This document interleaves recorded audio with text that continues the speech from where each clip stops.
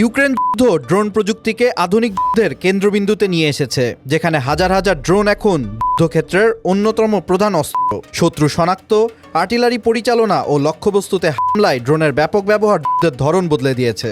একই সঙ্গে ইউরোপ জুড়ে রুশ ড্রোন অনুপ্রবেশ ন্যাটো দেশগুলোর নিরাপত্তা উদ্বেগ বাড়িয়েছে, যার প্রেক্ষাপটে ইউরোপের পূর্ব সীমান্ত রক্ষায় ড্রোন ওয়াল গড়ার আলোচনা উঠেছে।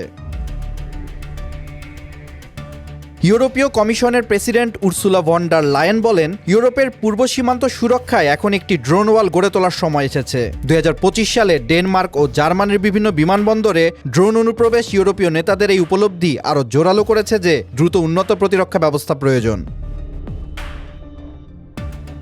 ইউক্রেন যুদ্ধে সবচেয়ে কার্যকর অস্ত্র হিসেবে উঠে এসেছে ছোট ও সস্তা এফপিভি বা ফার্স্ট পারসন ভিউ ড্রোন। ঘন বিমান প্রতিরক্ষা ব্যবস্থার কারণে প্রচলিত যুদ্ধবিমান কম ব্যবহৃত হওয়ায় এফপিভি ড্রোনের গুরুত্ব বেড়েছে। মূলত বেসামরিক কাজের জন্য তৈরি এসব ড্রোন বিস্ফোরক বোঝাই করে লক্ষ্যবস্তুতে আঘাত আনতে ব্যবহৃত হয়। একটি এফপিভি ড্রোনের মোট খরচ $500 বা তারও কম হতে পারে। সামনের সারি থেকে কয়েক কিলোমিটার দূরে অস্থায়ী প্ল্যাটফর্ম থেকে এসব ড্রোন উৎক্ষেপণ করা হয়। পাল্লা 5 থেকে 20 কিলোমিটার বা তারও বেশি। একজন সেনা রিমোট কন্ট্রোল ও হেডসেট ব্যবহার করে ড্রোন চালান, আর আরেকজন ট্যাবলেটের মানচিত্র দেখে নির্দেশনা দেন। সাধারণত আগে নজরদারি ড্রোন লক্ষ্য শনাক্ত করে দেয়। এফপিভি ড্রোন অধিকাংশ আর্টিলারির চেয়ে বেশি নির্ভুল হলেও গোলার বিস্ফোরণ ক্ষমতা তুলনামূলক বেশি। ড্রোন ব্যবহারের কারণে ট্যাঙ্ক ও ভারী অস্ত্রকে সামনের সারি থেকে কয়েক কিলোমিটার পেছনে সরিয়ে নিতে হয়েছে। ইউক্রেনীয় সেনারা বলছেন, আকাশে এত ড্রোন উঠছে যে ট্রেঞ্চে চলাচল বা প্রতিরক্ষা জোরদার করা কঠিন হয়ে পড়েছে। কম খরচে লক্ষ্য ধ্বংস করাই এখন যুদ্ধের প্রধান কৌশল। ড্রোন ঠেকাতে ইলেকট্রনিক ওয়ারফেয়ার সবচেয়ে কার্যকর ব্যবস্থা হিসেবে ব্যবহৃত হচ্ছে।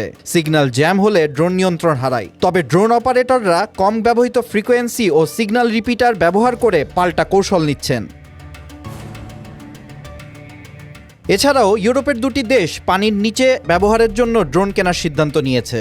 এসব ড্রোন সাবমেরিন শনাক্ত, নজরদারি ও মাইন অনুসন্ধানে ব্যবহৃত হতে পারে। একই সঙ্গে ইউক্রেন ও রাশিয়া কৃত্রিম বুদ্ধিমত্তা নিয়ন্ত্রিত ড্রোন তৈরির প্রতিযোগিতায় নেমেছে। এসব ড্রোন পাইলট ছাড়াই লক্ষ্য শনাক্ত ও আঘাত হানতে সক্ষম, ফলে সিগন্যাল জ্যামিং অকার্যকর হয়ে পড়তে পারে। প্রযুক্তিটি এখনও সীমিত পর্যায়ে থাকলেও বিশেষজ্ঞদের মতে ভবিষ্যৎ যুদ্ধের কেন্দ্রবিন্দু হয়ে উঠতে পারে এআই চালিত ড্রোন।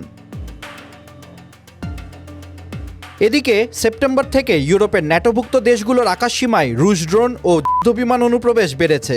সেপ্টেম্বর মাসে 20টির বেশি রুশ ড্রোন পোল্যান্ডের আকাশসীমায় প্রবেশ করে এবং এস্তোনিয়ার আকাশসীমা 3টি রুশ যুদ্ধবিমান 12 মিনিট লঙ্ঘন করে। এরপর থেকে উৎস অজানা বহু drone Belgium, Denmark, Germany, Lithuania, Norway সহ ইউরোপের আকাশে চলাচল ব্যাহত করেছে।